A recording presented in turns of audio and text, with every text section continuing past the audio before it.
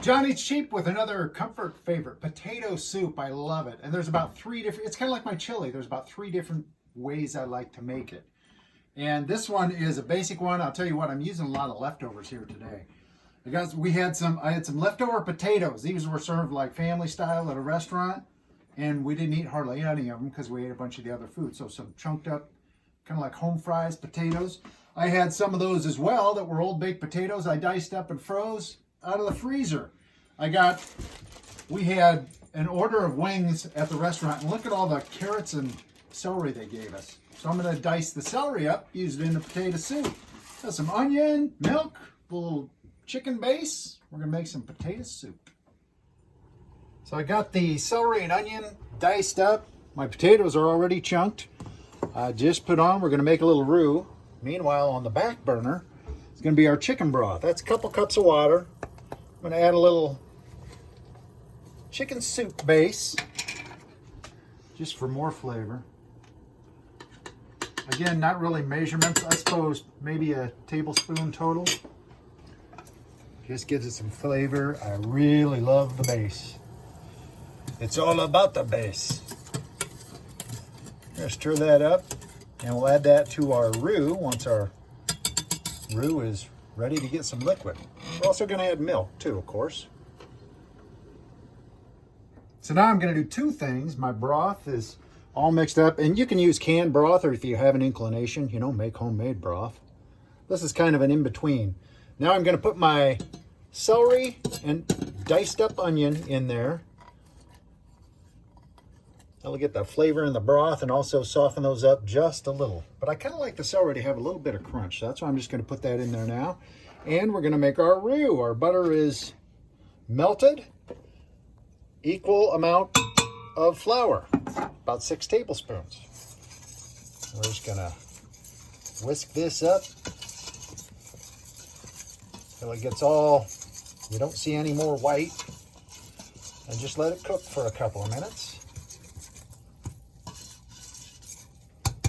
Just like that. Doesn't look real pretty right now, does it?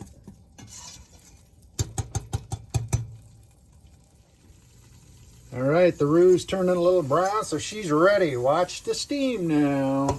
Just gonna whisk this in. Broth and veggies. Keep whisking. You can see it's kind of lumpy, but those will whisk out. They'll be all right.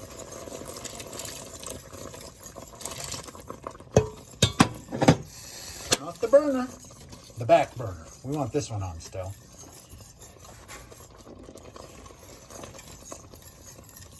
And start whisking in the milk. That's pretty thick.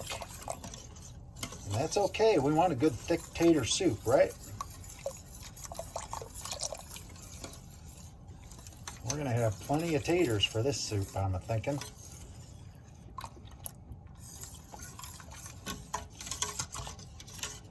Just keep whisking. Let that milk heat up and it'll get thick again. And now the lumps, we won't get any more lumps, so I can quit whisking and I can go to a spoon and start blending in these taters. First we'll go with the home fried red potatoes, leftovers, and then we'll start adding those out of the freezer. These still a little bit frozen, so they got a little water, but that's okay. I may just dump that whole thing right in there. That's what I'm thinking. I mean, I got it out. I might as well cook it, right? There's going to be some tater soup. And of course, with the cold potatoes, that's going to have to heat back up again. So let's let it heat up. Break these up. Probably add a little milk, a little salt and pepper, and then let it just low temp cook for a while. As I've said before about the potatoes, these I bought they had the 10-pound bag for $1.50, which is a great bargain. Something like that, you get 10 pounds. It's hard for two people, Mrs. Cheap and I, to eat 10 pounds of potatoes in shelf life of, a week and a half, 2 weeks, 2.5 if you're lucky. We like to get them just to have baked potatoes once, And then what do you do with the leftovers? Go ahead and bake them. And that way you can keep them in your fridge for several days. You could have baked potatoes again later. You can shred them up fresh for potatoes or hash browns. And in this case, I just diced them up and kind of vacuum sealed them in a Ziploc, put them in the freezer, and they're good to go. But if you bake them, they're good many other ways, or in soups or casseroles, something like that, or for scallop potatoes. All right, there's the soup. It's starting to bubble a little. I'm going to add just a little bit of milk.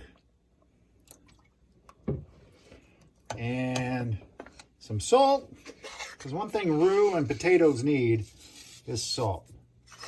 And some pepper, freshly cracked, of course.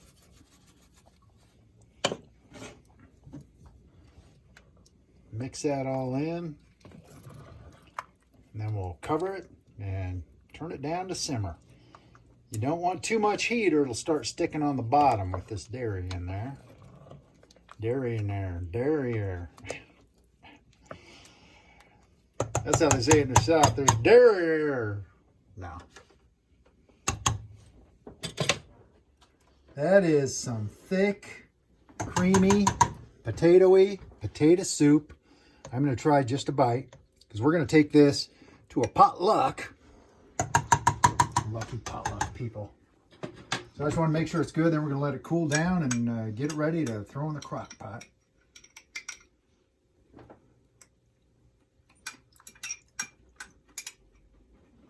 Love it with celery in it.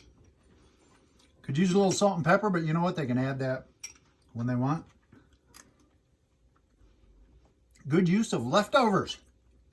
John Eats Cheap.